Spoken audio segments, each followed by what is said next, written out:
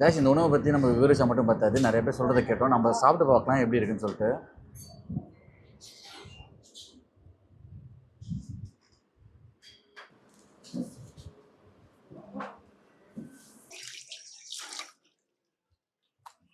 பொதுவாக நம்ம ஒரு ஹோட்டலில் போய் சாப்பிட்டாலே ஒரு சாப்பாடு 70 ரூபாலேருந்து 100 ரூபா வரைக்கும் இருக்கும்.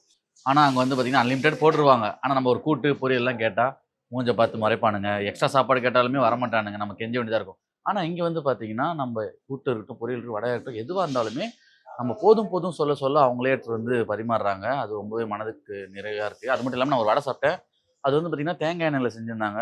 அதெல்லாம் வந்து பார்த்தீங்கன்னா நம்ம நார்மல் ஹோட்டல்லாம் பார்த்தீங்கன்னா பாம்பேலாம் செய்வாங்க. இங்கே எல்லாமே பார்த்து பார்த்து செய்கிறாங்க. அரிசிலாம் நான் வந்து குவாலிட்டி கம்மியாக இருக்கும் எப்படியும். இவங்க வந்து ஃப்ரீயாக அன்னதானம் பண்ணுறதுனால கொஞ்சம் லோ குவாலிட்டி அரிசி தான் யூஸ் பண்ணுவாங்கன்னு நினச்சேன். ஆனால் நம்ம வீட்டில் என்னென்ன யூஸ் பண்ணுவோமோ அதே மாரியே வந்து பார்த்திங்கன்னா எல்லாமே எந்த அடிஷ்னல் மசாலாலாம் ஆட் பண்ணாமல் சாப்பிட்றதுக்கே ரொம்ப ஈஸியாக இருக்குது. இங்கே வந்து பார்த்திங்கன்னா முக்கியமாக ஒரு கவனிக்க வேண்டிய விஷயம் என்னென்னு பார்த்தீங்கன்னா எந்த ஒரு மத திணிப்பும் இல்லை. இப்போ ஏதாவது இடத்துல வந்து பார்த்திங்கன்னா ஏதாவது ஒரு ப்ரேயர் பண்ண சொல்லுவாங்க. அவங்க சொல்கிற மதத்தோட அந்த கடவுளோட மந்திரம் சொல்லுவாங்க. இங்கே அப்படிலாம் இல்லவே இல்லை. நீங்கள் ஒழுக்கமாக வந்து அமைதியாக சாப்பிட்டுட்டு வயிறார சாப்பிட்டு நிம்மதியாக போ.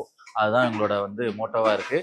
நான் வரும்போது ஒரு 12:30 மணி இருந்துச்சு. இப்போ வந்து பார்த்தீங்கன்னா கிட்டத்தட்ட 2 ஆயிடுச்சு.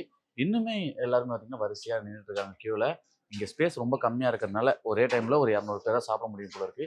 அதனால வந்து பார்த்தீங்கன்னா நெறைய பேர் வெயிட் பண்ணிட்டு இருக்காங்க. இங்க ஒரு நாளைக்கு 1000 பேருக்கு மேல இவங்க சாப்பாடு போடுறதா வந்து சொல்றாங்க. அது ரொம்ப ஆச்சரியமா இருக்கு.